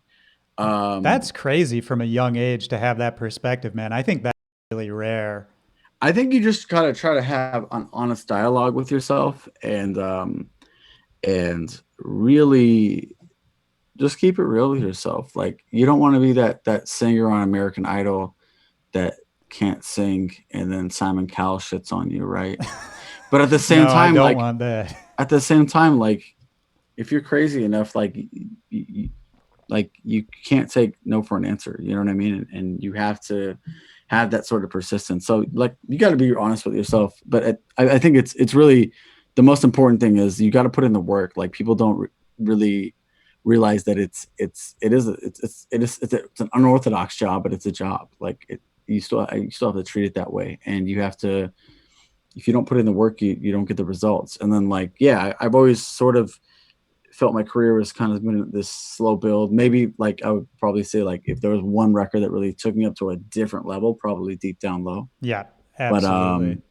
but yeah, I think it's always it's still I feel like it's always just it's been a slow and steady build for me, and I personally prefer that than to be the guy that's like white hot for a second, then just Yeah, and your you and time I is up. know, man, we've seen a lot of people with that trajectory. Yeah, I mean, it's. I think it also speaks to like kind of the volatile nature of like dance music and how. Man, I can't even predict what the dope sound is going to be in like 3 months from now, like a year from anything like that. So I think you have to once again you got to be able to adapt. And I think sort of as you pointed out, though, I think the fact that I never really like I enjoy making all these kinds of music, different kinds of music, but I've never been like I'm the like genre guy or something like that Mm, because I think it for me I did it for organic reasons and I think it's less fun for me, but I think it's it can if you're talking about in terms of an actual career trajectory it can be really limiting. So I think it's good to like stay kind of fucking with everything or at least be able to pivot and shift. So you mentioned Deep Down Low, which, was a monster hit that I'm sure you probably weren't expecting to be such a monster hit at the No, time. not at all. Was that a cool moment in the sense of once it really broke out and you saw it was connecting with people, was there that, oh, actually maybe I can do more than I thought I could? Like maybe people are ready to hear something else from me? um I always, in terms of like my fan base, I think because I mean, this was earlier on too. I think people kind of get it more now. I think because I had kind of done little spots of different styles here and there. I think people just want to. That's my goal. Is I just want people to listen to music and just think it's dope. Like, not for any sort of like contrived reason or any sort of like, oh, I want to listen to this specific kind of music necessarily. But with Deep Down Low, yeah, there was a specific sound to it, I guess, and I kind of eh, early on, I think, like not to pat myself on the back, but I thought that like the record I was making was a little different because I really incorporated vocals like into and sort of almost as the drop. So Right. like it was after that I think I'd gone through a phase where I kind of I really wanted to incorporate vocals into every single record that I do. Hmm. Now it's almost like whenever I have a song, I got some songs that don't have vocals to them that I'm going to put out, like a couple of them, but like it's almost like at the point where it's like if it doesn't have vocals it doesn't feel finished to me. Well, and a lot of those are your own vocals, right? Yeah, I don't like really advertise myself as that or as a rapper or whatever. Like I'm definitely not, but and I don't plan to be. Maybe, But maybe you should, man. yeah, I guess so. It's quarantine time to take up new. new hobbies and talents, right? Yeah, So that's what I'm I miss saying, with that. man. And do you think, looking at the future of the Valentino Khan project, especially in quarantine times, do you have a vision for where you want to take it? Are there things you haven't tried yet that you want to try? Do you have sort of a roadmap or a place you'd like to get it to? Yeah, I think I mean, I guess the frustrating part of this whole thing is, people aren't really doing sessions and songwriting sessions like, and that's definitely I want to keep making records where I'm like in writing sessions with people that are cutting vocals to things, but it's made this a little more difficult. So that's definitely, yeah, that's the downside Do you to like this being in thing. the studio with somebody, like person to person, if you're collaborating? Yeah, I mean, it depends what the situation is, but like I think I definitely enjoy that process. I'm not gonna sit here and say I'm like an amazing like songwriter in terms of writing lyrics and stuff. But like once the ball gets rolling, I am very involved with that process, and it's definitely a process that like I wasn't as good at first, and then I just you just do it. You just keep doing sessions and get more comfortable with that, and you figure what works. It's all it's it this whole thing is about it, not to sound cliche or corny, but music is a little bit of a language, and it's sort of fit all those pieces of the puzzle together where it all makes sense and it connects with someone, it speaks to someone. Right, right. And then you have to learn somebody else's language, their dialect, right? So you can Yeah, communicate. Which actually, let's do this. Let's try this out. Let's do a little, just like lightning round. Couple quick things.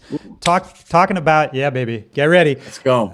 Talking about just some of the collaborations you've done, some of the tracks you've put out. I'm just gonna tell you the track and the person, and you just tell me the first thing that pops into your head about making that song or that person, whatever comes to mind. Cool. So let's start with Just Your Soul, which you made with Diplo. Yeah, that I went out to Bali, was hanging with Diplo over there, and I got food poisoning over there, and I was sick like the entire time.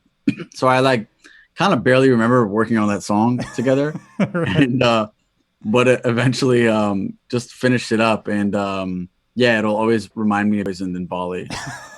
Which Hopefully, is, you guys have a better association with it. well, I was gonna say that's such a like pretty pleasant song for Yeah, food poisoning. it is really, yeah, it's a vibe, as the kids That's say. the best soundtrack for food poisoning you could possibly have. Yeah, What's it like yeah. working with Diplo? I mean, you guys obviously go way back. Yeah, I mean, he's always been a guy that is, I think, thinks about records in like a leveled up kind of way in terms like I was kind of alluding to earlier in terms of incorporating vocals into the dance music too. And he's always been someone that's like pushed boundaries and tried to do things that were forward thinking. I know there's been times that he's passed up on certain things that he thought were maybe regressive for music at the time. So I think I've always admired that and respected that from him, and I think we've always connected that way because I've my thing is I think I want to just try to leave a legacy when I hang up my jersey Right. that I push music forward. Absolutely, man. And yeah, I think both you and he share the quality too, where you're just going to do what you want to do, right? Like you already Yeah, mentioned, not worrying too much about what other people are going to think about it. And just if you have an idea, you want to try it. I mean, you look at what he's doing with country music. No one was asking him to do that. No one was like, oh, this is going to be a good idea. no one did ask him to do that. Yeah. But, the proof is in the But pudding. no, it's dope music though. Oh, dude, I'm I into it. Yeah, and yeah, it's refreshing. He's trying something new, man. That's what we all got to be doing.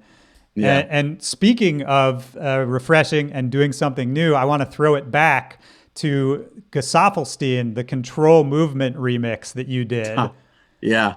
Damn, that was like a while ago. That was like still SoundCloud era. Yeah, I love that remix, man. oh, thank you, man. I just took that's one of my favorite songs, and he's one of my favorite artists, honestly. So I just yeah, it's like one of those records where you gotta have a little bit of balls to like touch that record because it's such a classic. But Yeah, I just took it and flipped it in a really simple way, I guess. I was playing it out for a bit. Yeah, I'm Well, surprised you brought that one up. oh, dude, I love that one. And it's interesting hearing you say, you don't want to mess with a classic.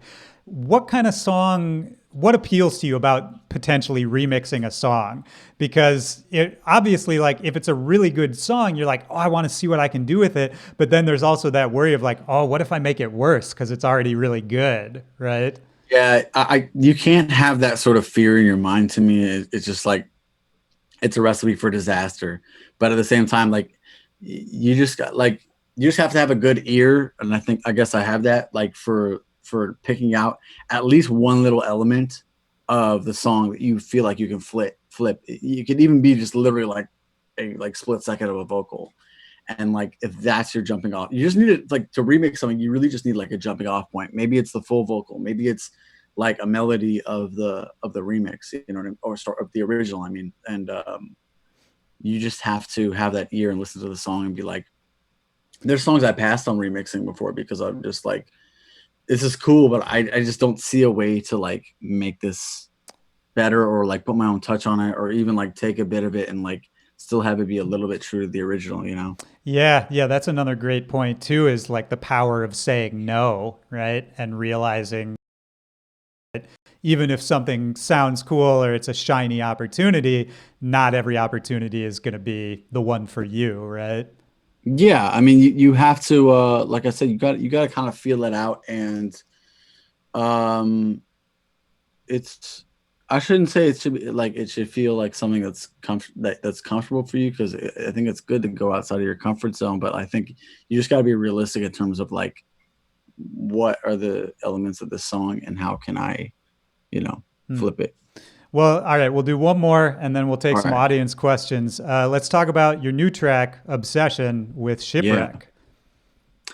Yeah, we just got in this studio and started messing with it. We did like one session. It came together pretty quickly. They had this vocal, and yeah, it's out now. Right now. If you guys haven't heard it, I hope you guys go check it out.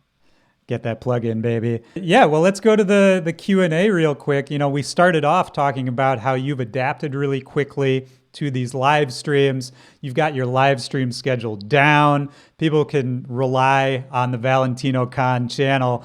What is this name? Mike Check. Shout out to Mike Check asks, do you think that live stream shows will stick around after everything opens up? Yeah, I can see that. I think they're going to be as frequent as they are now? No, because I think people are going to have way busier schedules. They're going to be touring a lot, but I think it's opened up a whole new world for things. I think you might also get to see like the other side of artists, like people doing cooking shows and shit like that now, where like they still want to find ways to share time with their fans and connect with them, but maybe it's not necessarily a DJ set every time. You know what I mean? So I think those will probably be a little more frequent. It's just a new way to connect with people, and I think it's cool.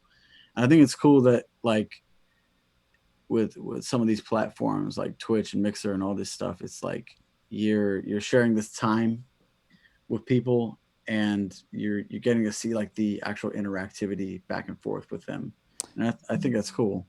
I agree, man. It's not just like a one-way street. Yeah, you're completely right about it. It's probably changing the way we all think about presenting our sets and presenting our music, right? Like I'll actually be really excited when things open back up to see what people change about their live shows. I feel like this time it's gonna affect everybody's live show afterwards, right? I don't think we know how yet, but I think there's gonna be all this new energy. Yeah, we're all going to be making less money after this, which is I mean, awesome. I think we're doing that right now, buddy. Yeah. Yeah. But I mean, like, look, like I keep bringing up the same point, like sometimes things are bigger than you in life and they're out of your control. And you just got to be like, well, fuck it. Like I have to adapt. And I think once again, like this is the time, if any time, to be able to adapt to your environment and the circumstances around you. because like I said, there's certain things they're just bigger than you, out of your control, and you have to learn how to deal with it and make the best of it. Well, and that's a great note for these times. It's a great note for any times. And I think For life, especially, for life and, for Yeah. up and coming artists, I think that's a great point too, which leads me to this next chat question from Coffee3. Coffee3 asks, this is actually kind of an accusatory question. How do you support young DJs? And I think what Coffee3 is probably trying to say is sort of, how do any of us support up and coming artists? What's the best way to support the people you like? I think playing their music, honestly, in DJ sets. I think that's the way. You'd be surprised how much like people are out there and kids are out there just like digging and like looking at 1001 track lists and stuff like that, and looking for like trying to identify songs and stuff. Sometimes they like ID my shit that I like never told anybody about. I don't know how they do that, but like my point is like, I mean, when I was coming up, I think a lot of people, really helped me out by supporting my music in their live sets, from like Diplo, Dylan Francis, Bro Safari, like people like that. Like that was like probably like fucking, I don't know, 8 years ago or something like that, when that was happening. And it slowly built and built and built into a point where I think they're looking to you to provide those IDs for other people now. So sure. Well, and I think as an up and coming artist, it's like just getting that little boost of somebody out there has noticed me. Like I'm not doing this in a void. I'm on the right track. Yeah. Like that's such a valuable feeling when you're just starting off, right? Oh, totally. I mean, for me, it was and still is like it's great from when fans appreciate my music, but I think really like the respect of my peers is really important to me. So that was I try to, and that makes my sets more unique, honestly, especially with like a lot of the young people in the game that are just getting into it or just haven't blown up yet or whatever. Like just being able to play those tracks that not necessarily everybody knows about or has is great. But I don't do it for like a pretentious reason, like where I'm like, oh, you guys don't know about this shit. It's like, no, I'm like, this shit is dope. You guys don't know about it, but you're going to like it. Like, just listen to it. Absolutely. I think that speaks to me. Just that's the DJ mentality. It's like, there's this music that I'm really excited about and I want to communicate. Going back to like music as a language, I want to communicate my excitement to you through this music. Like that's DJ 101. That's what we're all trying to do. And all right, man, we're gonna wrap it up here with we'll just do a fun one to wrap this up. Okay. Hannah R. Lewis, shout out to Hannah R. Lewis. I've seen you hanging out in the chat this whole time. She asks, what was your reaction to when your song became a meme in the game Mafia City? I don't even know how that shit happened, honestly. Like, so you're referring to my song Pump. Pump and the internet it's had this really weird relationship where I don't understand anything that's going on around the song. Like it's like one of the biggest TikTok songs, and like I don't even understand what people are doing. They're just like they're taking their phone, they're like doing that or something to the song. Right. I don't really understand any of it, but I'm totally more than cool with it. And I'm happy about it. So yeah, great. Well, that's beautiful, man. I like ending on a positive note. It's great to see you, man. It's been too long. Dude, likewise. I know, man. Thank you for hanging out here. Thank you for hanging out with the chat here on Monstercat. And man, keep in touch. I'll text you later. Let's have another chat offline. Hell yeah. Everybody, if you love Willy Joyce, hit the chat with fire emojis right now. Just all the fire emojis you got. Bring them on, baby. Bring them on. Emojis. We love you, Willy. I love you too, buddy. Take care. Stay up, bro. All right, man. Bye. Peace. Bye, buddy. Bye. All right. That's it for our stream. Shout out to everybody in the chat. Shout out to Monstercat for having us. I go by the name of Willy Joy. You can check me out at Willy Joy. I do a podcast where I talk to people like this all the time. And if you guys like what we're doing, maybe you'll see us back here doing something else like this. Shout out to you. I hope everybody out there is doing well. Take care of yourself. Take care of the people around you. And have a good day. Bye, everybody.